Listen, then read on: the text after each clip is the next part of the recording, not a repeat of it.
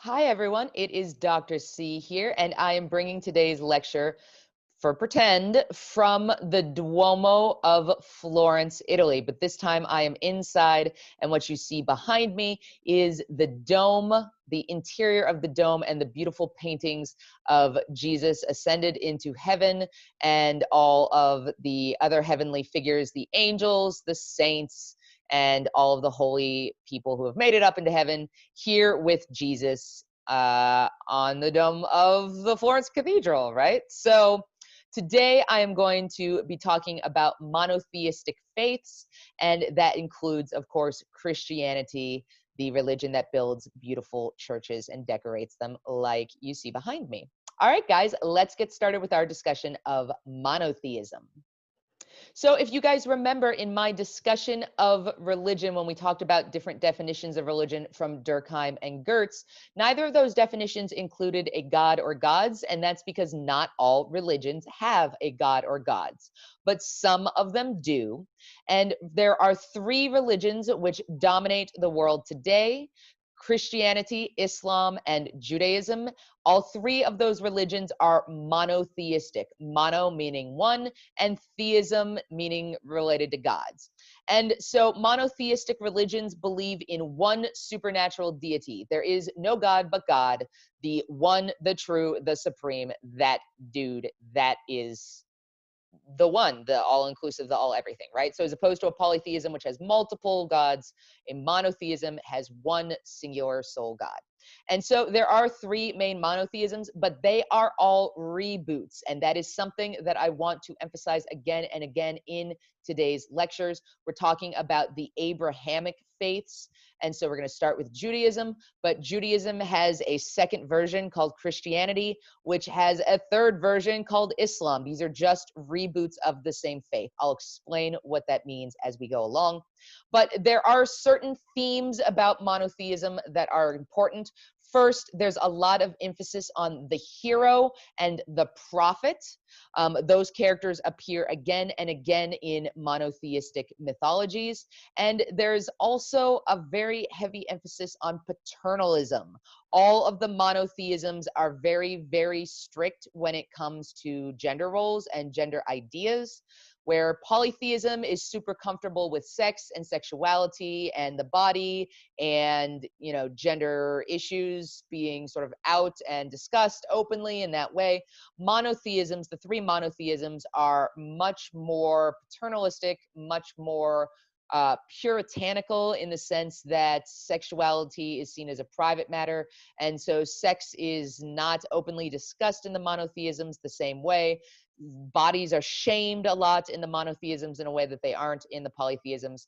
And the monotheisms generally kind of emphasize an idea of purity and not bringing especially women's bodies out into the public or out even into conversation. So this is very different in that sense, that sort of paternalistic and almost like prudish aspect of monotheistic religions. So let's get started, of course, with the first one, and that is Judaism. There's a guy, his name is Abraham, and he's like, hey, there are a whole lot of gods around, but there's this one God. He's the God of warriors, Yahweh. I think he's a pretty dope God. I think we should all just singularly pray to this God. And that God was like, hey, Abraham, sounds like a good deal. Like, if you follow me and get everybody on board with me, like, I will make sure that your children populate this world and do really good shit. And Abraham was like, sounds like a deal, bro. Let's get this done. There's a whole Isaac and Ishmael thing. I'm not going to get into all the details. But what's important is that Judaism starts with Abraham around the second millennium BCE. But this is also the starting point of what will become Christianity and what will become Islam, because Abraham is a character in all three of the religious faiths. So Judaism begins with Abraham, but Judaism really gets its feet under itself and pulls itself together as a unified faith under Moses. And like, if you've seen Prince of Egypt or you're familiar with the Moses tale, like Moses is in Egypt, he's like, let my people go. The Pharaoh of Egypt, who's Ramses II, like this exists in the historical record. So we know that this happened. Like, we don't know if Abraham really existed, but like we definitely know Moses existed. So Moses is like, yo, Pharaoh, like, let my Jews go. And the Pharaoh was like, nah, dog, they're slaves. And I dig that.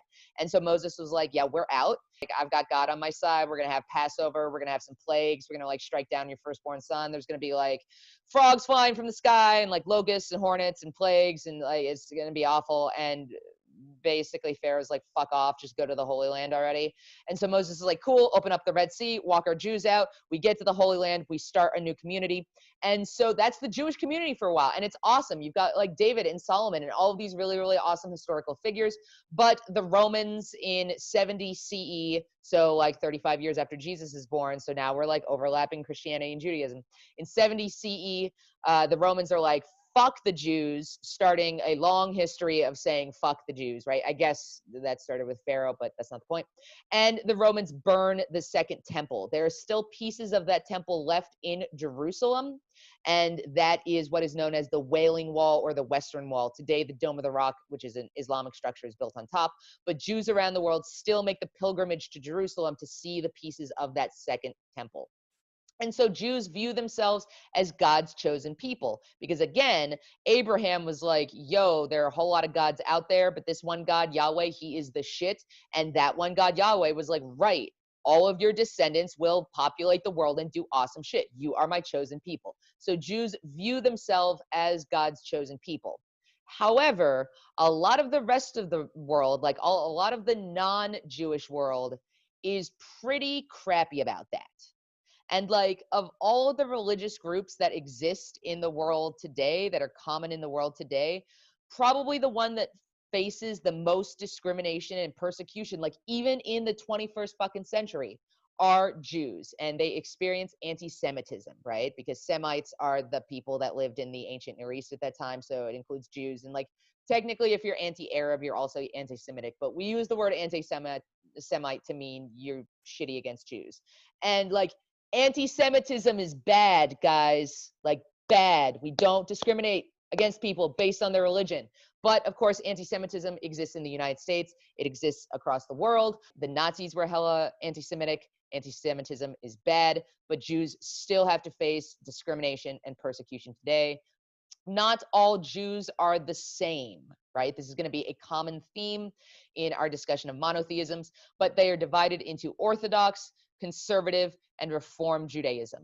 So like Orthodox Judaism, for example, Hasidic Judaism is much more strict, is much more text-oriented, is much more literalist than conservative and especially Reform Judaism. Reform Judaism is much more fluid. It is more interpretive as opposed to contextual, etc. Jews also tend to be divided into two categories: European or Ashkenazi Jews and Sephardic or Middle Eastern Jews. Or if we're being a little less polite about this, like Ashkenazi are white European Jews, Sephardic Jews are brown Jews, Moroccan Jews, Jews from Iraq, Jews from Ethiopia, etc. So we also see within the Jewish community, not just like Orthodox, conservative, and Reform as divisions, but we also see kind of a racial division within the Jewish community. One thing that is really unique and super interesting is that Judaism is matrilineal. It is one of the only religions to be this way. And what that means is your Jewishness is passed through your mother's line. So if your mother is Jewish, you are Jewish. And so it's always very important for women who are Jewish to, pass those rituals and those ideas onto their children. Why might Judaism be passed down the matriline? A lot of people argue that this actually is because of anti-Semitism, because Jewish communities faced so much persecution for thousands of years in Europe and now in the US. Jewish populations often had to go into hiding, and so males of families needed to act like they were converts to Christianity or Islam or to other faiths in order to fit in. And so if you wanted to continue to pass down these traditions in something called crypto-Judaism, like hidden Judaism, you'd have to pass them down through the women, because the men had to perform as if they weren't Jewish, but women in the home could continue to be Jewish. And so in that sense, Jewishness often had to be passed down the women's side because they were the true protectors of that Judaism. And so unlike Christianity and unlike Islam, Judaism is a matrilineal religion. Now, around 2,000 years ago, because that's what we base our calendar on in the West, there was a Jewish sect that had this guy. He was a really charismatic figure. He was really likable. He was a carpenter. He was actually descended from kings. Both Mary and Joseph have, if you go up their family tree, they are descended from like David and Solomon, some of those really important figures in Judaism. And so this guy, Jesus, he becomes a prophet. When he dies, his followers start developing a church around him, and they declare him the Messiah or the Christ. And so Christianity develops as like an exponential outgrowth of Judaism. Like Christianity is really a Jewish sect that found its Messiah. But Abraham, Moses, like all of the Old Testament, those are all the stories of Judaism. Just they're the first half of Christianity's book, and then the second half of Christianity's book, the New Testament, is the Jesus edition. So Christianity, it starts as a Jewish sect, but within 400 years of the death of Jesus, like Christianity, boom, has just spread and expanded so quickly. The first 400 years, like there's a lot of tension. There's a lot of like, what exactly do we believe? Do we believe that Jesus was God or that he was the Son of God? Like literally God or like kind of literally God? Like what are the role of women, right? Early Christianity had a whole lot more women, and then it really got like wiped out as time increased, right, etc. There are all of these different like debates within the Christian community. In 400 CE, Christianity becomes the religion of the Roman Empire. The Roman Empire kind of disintegrates around the same time, and so the Christianity continues that Roman Empire tradition in the Roman Catholic Church, headed by the Pope in, surprise, surprise, Rome. But Christianity spread, and as it spread to different parts of the Mediterranean, Asia Minor, Mesopotamia, it evolved and developed in different ways. And the reason that it did that is that Christianity is the most flexible of the monotheisms. It's the most adaptable. And so through proselytism, which is like convincing other people to join your religion, and through missionaries, Christianity was able to spread itself out throughout the world. And so, for example, when the New World was discovered by Europeans, they took Christianity and they brought it with them. And so that's why you go down to Latin America, everybody's Catholic, almost everybody, right? And why are they Catholic? Because Spain, the colonizing presence, brought missionaries, it proselytized, it brought Christianity to the New World. Now, Christianity is patrilineal. If your dad is Christian, you become Christian. And it's mostly patriarchal, right? Women are supposed to listen to men. Now, there's a lot of flexibility in that. And like I said, Christianity is very adaptive. And so different forms of Christianity have different conceptions of gender roles. It is divided into three different sort of categories: the Catholic, the Protestant, and the Orthodox. So for example, in my travels, I went to Armenia. The Armenian Orthodox Church is the oldest form of Christianity that exists in the world. And so I was able to, while in Armenia, learn all about their Orthodox form of Christianity, and was able to see things like the spear of Longitunus, the spear that stabbed Jesus during the crucifixion. Because this is one of the oldest forms of Christianity, they have a lot of really old artifacts from early Christianity.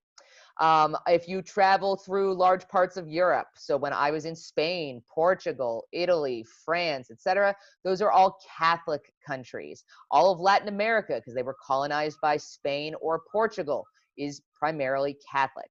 On the other hand, you have Protestantism. Protestantism is very dominant in the United States because when the United States was found, like the territory itself, when the New World was found, there were a lot of Catholic Protestant wars going on. And so the British and the French Protestants that didn't get along with Catholics on the continent came over to the United States. And so the United States has more Protestantism than any other country. And there I'm talking about Lutherans and Episcopalians, Baptists, evangelicals, etc. And so Christianity is incredibly diverse. There's not one view of Christianity, and there's not one way to do Christianity. There is one book, that's the Bible. There is one Jesus, that's the Jesus. There is one God, he's the God. He's a dude. He's probably got like a beard and looks an awful lot like Zeus. Why would that be? Again, really super adaptive, right? But while there are certain, like, everybody does this, there's a whole lot of variation depending on where you go in the world when it comes to Christianity. And then finally, you've got Islam. So Islam was founded in the 7th century, so about 600 years after the death of Jesus. It was founded by the Prophet Muhammad. He was in Mecca, which was a major religious Mecca. Like, there's a reason that when we want to say, like, it's the epitome of this idea, we say it's the Mecca of this idea. It's because Mecca was a major trading town and a religious center. And so in the Kaaba, that's the like black cube that you see in one of the pictures, you had religious statues from Greece and Rome. You had Christian stuff, you had Jewish stuff, you had Buddhist stuff, you had Hindu stuff, you had all sorts of stuff. It was like a truck stop of religious pilgrimage, right? Where no matter where you were coming and trading from on the Silk Route, you could stop in Mecca. And so we see the influence of Christianity, we see the influence of Judaism in Islam. No surprise, right? Muhammad was probably familiar with both of these faiths. He interacted with Christians, he interacted with Jews. So Muhammad follows the orders of Allah, that's just the Arabic word for God, through the Quran, which was spoken directly to Muhammad. And after the death of Muhammad, Islam develops, it evolves, it spreads very quickly, very similarly to Christianity. So it spreads throughout the Middle East, Africa, goes to Asia, etc. Islam is now found around the world. Christianity is the largest religion around the world. It has the largest number of followers, but the fastest growing religion in the world is Islam. So more and more people are becoming Muslim around the world. Islam is a patrilineal religion. If you're a kid and your dad is Muslim, you're going to be Muslim. But it is also very patriarchal, more so than Christianity and certainly more so than Judaism. So the later and later edition of the monotheisms that you get, the more and more strict it is about women's bodies and women's rights. The main dispute, or the main like divide in Islam, is between Sunnis and Shiites. If you ain't Sunni, you're Shiite, right? That's one of the big jokes in the Islamic world. And this is actually like a long-standing theological debate over what happened to the Islamic community after Muhammad died. Like, it's a long dispute that just has been held for 1,300 years and causes conflict even today between Sunnis and Shiites. But to me, the more meaningful divide in Islam is between conservatives, just everyday Muslims, and mystics. So Salafists, Muslims, and Sufis. Salafists are the conservatives. You guys are familiar. You've heard of Salafists in the news. Saudi Arabia is a Salafist country. ISIS is a Salafist organization. Salafists are those conservatives that say, hey, we should really go by the text. We shouldn't, modernize or update for the current world. That's actually not a huge group within the Islamic community. Most Muslims fall into the big category of Muslims, which are neither conservatives nor mystics. They're just like, it's just the catch-all category. It's just most people, right? And then you also have Sufis. And so Sufis are like in many ways, like the opposite of the Salafists. They are the highly interpretive people. They're the mystics who are like, no, we really shouldn't, go with the Quran at all. We really should be listening to poetry and like thinking about our spiritual relationship with God. I'm a Sufi mystic as opposed to being like a regular Muslim. So it's a different sort of, the Sufis tend to be the most egalitarian when it comes to gender and things like that. But most Muslims fall into that middle category of like, I'm not like trippy mystic, but I'm not like a hardcore scary conservative. As a Muslim myself, I'm not a huge fan of Salafists. I do have some Salafist friends, but for the most part, Salafists are very like hardline. And so it can be very difficult to talk with them and like share religious beliefs with them. But they are a very small part of the Muslim community. Most Muslims are super friendly. They practice Abraham faith 3.0, right? So they read the Quran, and in the Quran, they're going to find stories of Abraham. Moses is in the Quran. Jesus appears in the Quran more than Muhammad does, which is an interesting misconception that a lot of Christians have, right? A lot of Christians are like, oh, Islam is so foreign and so different. And I'm like, literally, Islam is closer to Christianity than Judaism is. So when we talk about the monotheisms, it's actually really difficult to talk about them as distinct and different faiths because they have so much of a shared mythology. They have so many shared stories. They have so many shared beliefs, so many shared prophets, so many shared holidays and practices, etc., that really we should think about the monotheisms as one big family. And like cousins often fight and like siblings often fight, and sometimes it can be terrible. Like we can think about the Crusades, for example, where the Christians wanted to go and fight the Muslims in the Holy Land, and by the way, a whole bunch of Jews got killed along the way, like spoiler alert, right? So like siblings often butt heads and fight, but in many ways the monotheisms are actually so similar that as an anthropologist of religion, it always blows my mind when I see people in these three faiths like express hate towards each other. When I'm like, you guys believe in the same God. They all believe in the same God, the God of Abraham. You guys worship the same God. Like, why can't you just get along, right? It's just something that's very, very interesting. But the monotheisms are really one big shared religious system, just with three different variants that have splintered off, and each of those variants now has its own little subgroups and its own little subgenres, etc. But the ties between them are incredibly important and powerful. All right, guys, thanks so much for listening to this discussion of the monotheisms, the Abrahamic faiths.